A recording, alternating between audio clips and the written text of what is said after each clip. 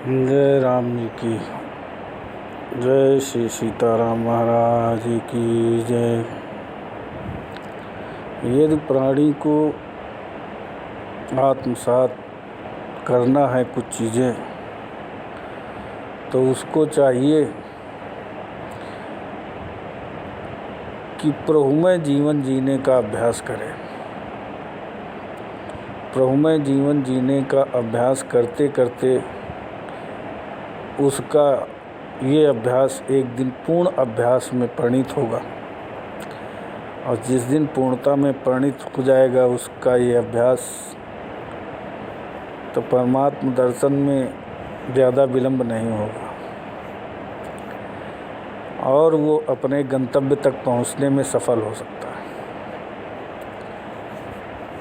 जब चलन अच्छा बन गया, अच्छी सोच हो गई और कभी किसी का अहित उसके द्वारा होता ही नहीं, दूसरों का जहाँ तक हो सके कल्याण ही होता है, ऐसी स्थिति को बरकरार बनाए रखना उसके लिए परम आवश्यक है।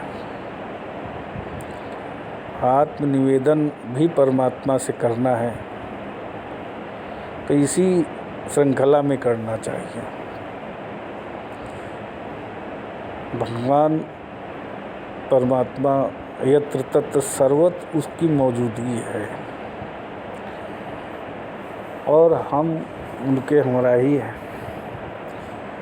भगवत सत्ता संसार में स्थापित है, इसलिए जनजीवन है, प्रकृति है, पदार्थ है। जिस दिन भगवत सत्ता संसार में स्थापित नहीं होगी उस दिन संसार ही नहीं होगा। कहने का तात्पर्य ये है कि हमारा जीवन भी संभव नहीं है। इसलिए आवश्यक है कि हम परमात्म सत्ता पर ही निर्भर हों। हमारा समर्पण ईश्वर के प्रति पूर्णतया हो जाना चाहिए। एन केन प्रकारेण किसी भी तरीके से हमें वो लक्ष्य की पूर्ति हो जिससे ये आवागमन का क्रम नष्ट हो जाए और जो आने जाने का ये चक्र है इससे हम अलग हो जाएं। इसके लिए आवश्यक है कि हम अपना पूर्ण समर्पण ईश्वर के प्रति करें। ईश्वर हम लोगों पर ऐसी कृपा करे कि हमारा जीवन सफल हो और उसकी कृपा दया हमें प्राप्त हो।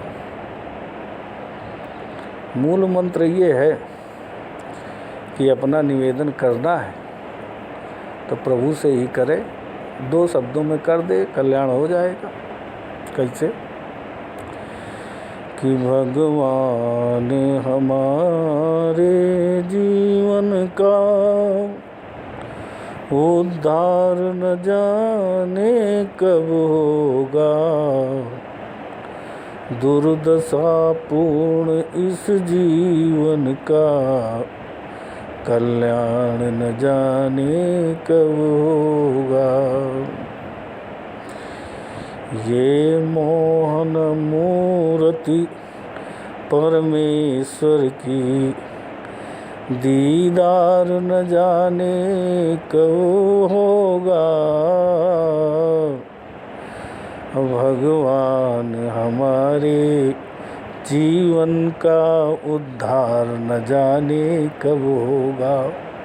यदि आर्त भाव में हम अपना निवेदन भगवान से करेंगे तो जो कब लगा हुआ है ये हट जाएगा, और जब ये हट जाएगा तो हमें आगे कुछ करने की आवश्यकता नहीं है। हम अपने लक्ष्य उद्देश्य को प्राप्त कर सकेंगे। बोलिए सियावर रामचंद्र महाराज की जय।